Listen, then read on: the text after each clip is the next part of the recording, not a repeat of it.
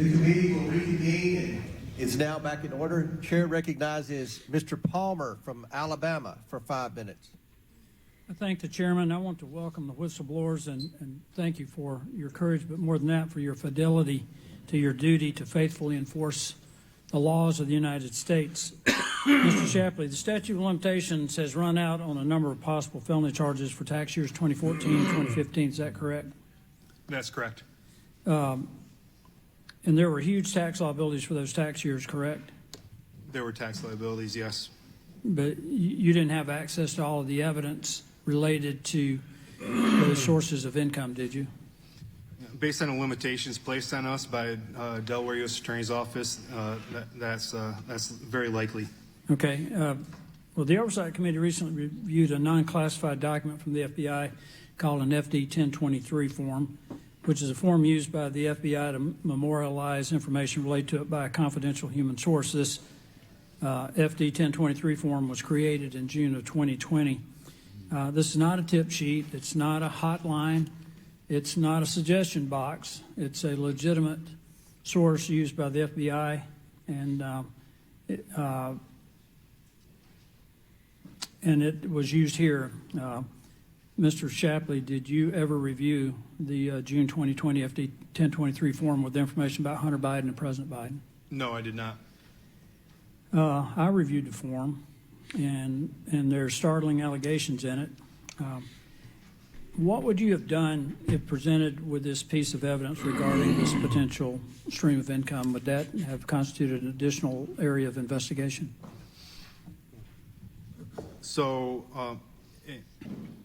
since I've never seen the document, I only know what's been reported. Right. So, I can say that there were investigative steps that involved President Biden that were not allowed to be taken, and that information like this would have been really helpful to have from investigators, by investigators when we received any pushback, when we were asked to take names out of document requests or search warrants. It would have been nice to have information that showed why, that helped prove why those names needed to be in those requests. Well, I think it's material to your investigation because it was, after all, other information that led you, related to Hunter Biden's lifestyle, that led you to launch the investigation to begin with. Was there other evidence in this investigation that you were denied access to? Yes, there was.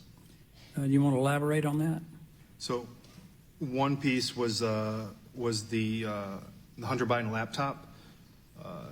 There's a memorandum that I documented contemporaneously in my House Ways and Means Committee testimony that states what Assistant United States Attorney Leslie Wolf told us on that day. I think it was September 3rd of 2020, and that's that they had information from the laptop that they were not providing to the investigators.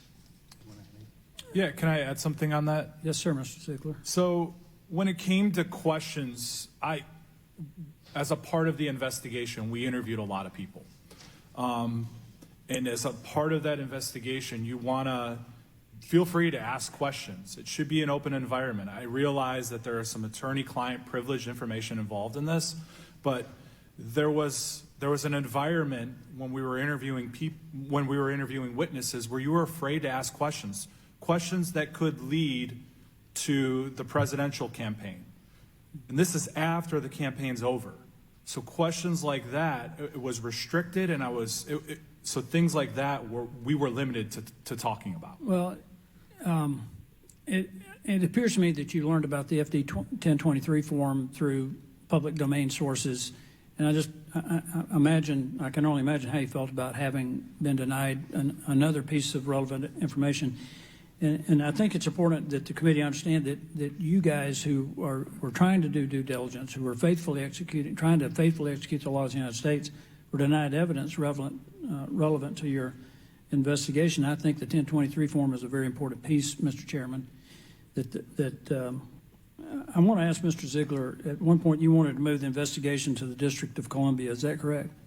From the very onset of the investigation, yes. Why did you want to move it to D.C.?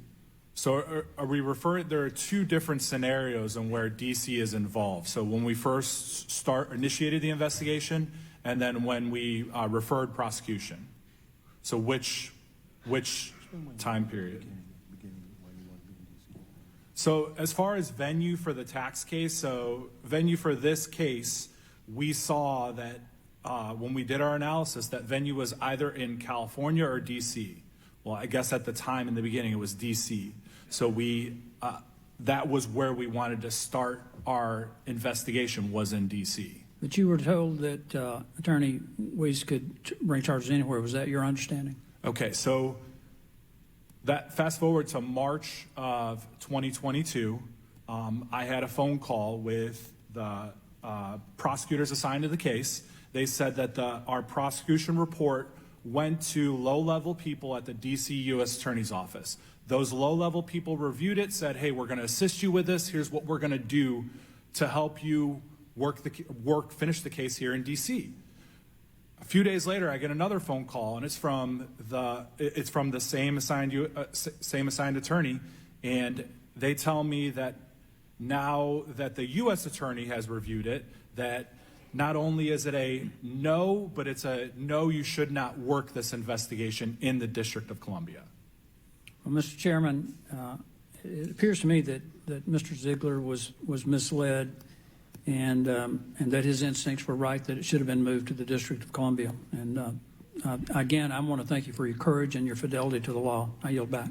Gentleman yields back. Chair recognizes Mr. Khanna from California for 5 minutes. Thank you, Mr. Chairman. Thank you, Mr. Shapley, for being here. I understand you see it as your duty to have the strict enforcement of tax laws. Is it true that you have often disagreed with charging decisions before? I have agreed with charging decisions before. I'm saying, is it true that you have often disagreed? Your recommendations have often been disregarded before when it comes to charging decisions. Is that true? I don't think disregard is an accurate representation. They have been, people in your own IRS have disagreed with your decisions often before. Is that accurate? That's not accurate. Is it not true that the tax counsel in the criminal department has disagreed often with your decisions in the past? Oh, criminal tax attorneys? Yes. And, as I stated in my... So how often have they disagreed, in your opinion, with your recommendation decisions? Very often, criminal tax attorneys, yes. Can you give us a percentage of how often you've said we ought to charge someone and they said, no, that may not be a good idea? Yeah, I would say, just ballparking a vast majority of what we do, and that's why they're advisory. And do you have respect for them? And they're advisory. Do you have respect for them? Most prosecutors It's a simple question, sir. Do you respect those colleagues or not? Often their opinion is not respected by me Do you respect and prosecutors. So do you have more respect for them or Mr. Weiss? I don't... I just think because you have a history of wanting to charge people and then people pushing back. By your own testimony under oath, you said about 90% of the time people are pushing back on what you want to do. And I'm not questioning. You are a stickler for the law. It reminds me of Les Mis, and the famous person wanted to get the person who had a sandwich. And then all those times you've got people pushing back on you, and you say, well, they're not very well respected. Yeah, well, do you respect Mr. Weiss? So the criminal tax attorneys, I've never had a case that they declined, that they did not concur with, that we didn't ignore their request and move forward with the But at 90% they have disagreed with you, correct? By your own testimony. Yeah, yes, I established that, but they're And advisory. let me just ask you on the media, you've given testimony under oath that you have never spoken to the Washington Post, any report on this matter, correct? That's correct. Do you know, have you spoken to any media outlet on this matter? I have spoken after the House Ways and Means Committee. Before that, have you spoken to any media journalist on this matter? Absolutely not. Do you know of any colleague of yours at the IRS who has spoken to any journalist on this matter? Absolutely not. Do you know of any investigation into the leaks on this matter? So the October 6th leak, I was the person who referred it to our Inspector General. There was Do you know also any of your colleagues who leak are under? on December 9th of 2020, around the day of action. Do you know if any of that your I know colleagues are that under the IRS investigation? Inspector General and DOJ Sorry, if I IG could just was looking finish. into.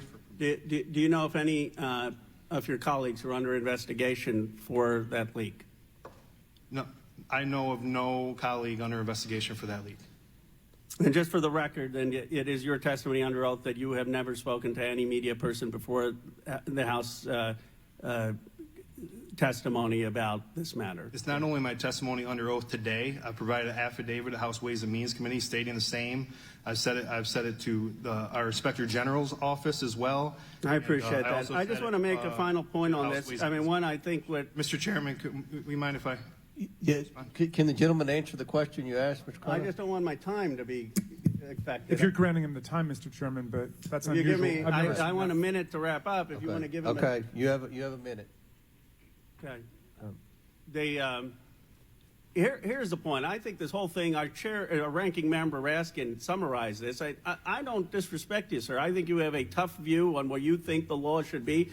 And this is why we have a prosecutorial system where you don't get to decide, I don't get to decide. We have a whole system. And it turns out that often your recommendations on who should be charged differ from some of the other folks. And that's what's happened in this case. And as your testimony here, you yourself said, you think Mr. Weiss should come and explain his decision. You don't question him. And I think on the optics issue that some of my colleagues have brought up, I mean, obviously, Attorney General Barr is going to be concerned with the optics when you have a Donald Trump appointed U.S. attorney potentially bringing charges against his rival's son. That's a real legitimate thing to do. So I guess my view here is we're spending hours on a disagreement about whether to charge someone. We have a whole democratic process that does that. You don't get to my final question, Mr. Shapley, do you think you should decide who gets charged, or do you think that should be the charging officer? So each time you say this is the disagreement, you can say it multiple times. It doesn't make it true. We've testified under oath here about the prosecutors agreeing with charging felony charges on multiple occasions. And just to say this is a disagreement would be a misrepresentation. My last question, though, who do you think gets to? Do you think you should have that final decision, or a prosecutor should have the final decision? No, I am a special agent for IRS criminal investigation. I do not make the final decision on whether to charge or not. Appreciate that. Mr. Chairman, may I have a second? So, Yes. In terms of our criminal tax. Point of order, Mr. Chairman, just are we instituting a new rule in the committee? Because Well, I've never seen this happen before. Okay. I so- didn't know if it was to answer. Mr. Are you finished? Someone else can follow up. I've All right, seen someone okay. could say. Yeah, give them you're correct, Rules. Yep. Gentleman's time's expired. Chair now recognizes Ms. Green for 5 minutes. Thank you, Mr. Chairman. Before we begin, I would like to let the committee and everyone watching at home that parental discretion is advised. I would also like to remind everyone that on our Oversight Committee, we provide oversight into all parts of the federal government, including their Department of Justice and their willingness to prosecute and their unwillingness to prosecute, and whether it's politically motivated. I would also like to say that when evidence and proof of a crime is presented, no prosecution should be denied, no matter who the person is. To the whistleblowers today, I thank both of you for your courage to come to the committee today and your commitment to truth. I have great respect for it, so thank you. I would like to talk with you both about Hunter Biden and his tax write-offs with his law firm, Owasco. I would like to ask Mr. Ziegler, when did you start your investigation? In your testimony, it was November 2018. Is that correct? Yes or no? Yes, that's correct. Thank you. During your testimony with the House Ways and Means Committee, you stated that through bank records, you identified Hunter Biden was paying prostitutes related to a potential prostitution ring. Is that correct? Yes or no? Yes, that's correct. I've also reviewed those same bank reports, commonly referred to as SARS, Suspicious Activity Reports, and I'm very troubled by them. We read thousands of them in the Treasury. This particular excerpt from a SARS report talks about human trafficking and in regards to Hunter Biden and Owasco and payments he was making. What's even more troubling to me is that the Department of Justice has brought no charges against Hunter Biden that will vindicate the rights of these women who are clearly victims under the law. I would like to talk about, in your prior testimony, you stated that the prosecutorial team was investigating violations of the Mann Act. Is that correct, Mr. Ziegler? That is correct. Regarding the Mann Act, if a person is transported across state lines for sexual activity, such as prostitution, that could be a violation of a federal law. Is that correct? I actually recently looked at the federal law regarding Mann Act, and I believe that that is correct, but I would refer you to the DOJ manual. Thank you. I would like to present this to the committee. This is showing Hunter Biden paying for a victim's United flight from LA to Dulles. This was I believe this is a violation of the Mann Act. This is Hunter Biden's, this is his proof that he bought the ticket. He bought it for this woman right here.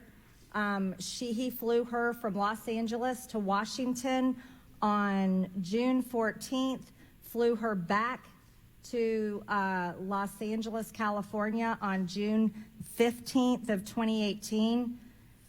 And I would like to point out that if he was purchasing her a plane ticket for sex and traveling across state lines, do you believe that to be a violation of the Mann Act, Mr. Ziegler? So I can talk to specifically what's in my transcript regarding the Mann Act. So I know we were compiling the information together. Yes, but Mr. Ziegler, as the law states, by the code of the law, it states traveling, paying someone to go across state lines is prostitution. It's a violation of the Mann Act. Let me just move on just one more second here.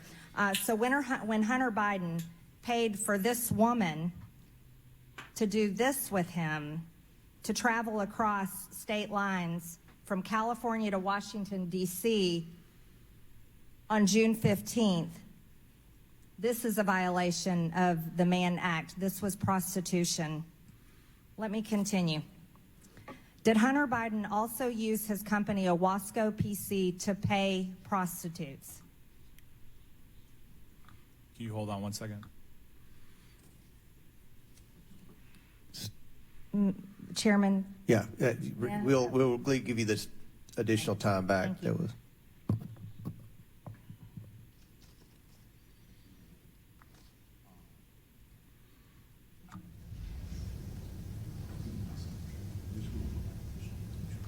So regarding Mann Act violations, what we can do is, given by the statute, we can turn those over to the House Ways and Means Committee, and then we can they can decide to vote to turn them over to you regarding Mann Act. Thank you, Mr. Ziegler. So talking about Hunter Biden using his company, Owasco PC, to pay prostitutes, this is also a suspicious activity report showing that victim one, the woman that was paid for prostitution, that traveled from California to Washington, D.C., paid for by Hunter Biden. This is an excerpt from a SARS report that we've read in the Treasury, and I think you all have looked at these too, showing that victim one was supposedly an employee of Owasco. But I would like to point out, this is not really what most paralegals do for law firms. And it's very serious that Hunter Biden was paying this woman through his law firm and then writing it off as business tax exemptions. Most people write off, their write off things for their taxes through their businesses, like a meal or say office supplies. But can you confirm for me that Hunter Biden had written off payments to prostitutes through his law firm, Owasco? I appreciate the question given by the statute. I'm limited in my testimony today, and I respectfully would need to turn those records over to the House Ways and Means Committee. Okay, thank you, Mr. Ziegler. One last question. You referred to one of the assistants as West Coast assistant. I believe this is the West Coast assistant. Could you agree with that? So I can tell you that there were deductions for what we believe to be escorts, and then that $10,000 golf club membership. Yes, that was not a golf club membership. That was for a sex club payment. That was for a sex club payment. Payments such as this from Hunter Biden to prostitutes. Also, Mr. Shapley, Mr. Chairman, we're 1 minute and 53 seconds over. As long as Ms. Ocasio-Cortez can get equal time, she can keep going. I will let Ms. Green wrap up 5 seconds, and then I'll give Mr. Mafume additional time. thank you, Mr. Chairman. Mr. Shapley, you started an investigation into Hunter Biden, codenamed Sportsman, which opened in November of 2018. It was an offshoot of an investigation the IRS was conducting into a foreign-based amateur online pornography platform. This is evidence of Hunter Biden making sex. Excuse me, this is my time. Making pornography. Should we be displaying this, Mr. Chairman, in the committee? Gentlelady's time's expired and went 2.5 minutes over. Mr. Chairman, If Mr. Mafume wants the 2.5 minutes, he can have it. If he wants to yield some to Ms. Ocasio-Cortez when she goes, she can have it. We'll make it right. 2.5 minutes. You all have an extra 2.5 minutes. Chair recognizes Mr. Mafume for 5 minutes. Point of order, Mr. Chairman. State your point. My understanding is that this committee was provided the suspicious activity reports on the condition that it not publicize them, for the reason that they are not actually even allegations, much less evidence of anything. And my colleague from Georgia has now just revealed it publicly. That is a good point. However, that suspicious activity report has been public for years. That suspicious activity report was on the internet long before I became chairman of this committee. So that particular suspicious activity report has already been publicized. Thank you for that clarification. She had said it was part of the thousands she reviewed, but I appreciate the clarification. Public and able that we all reviewed in the Treasury. Chair's reclaim time. Chair recognizes Mr. Mafume for 5 minutes, and if you want more time, we'll work.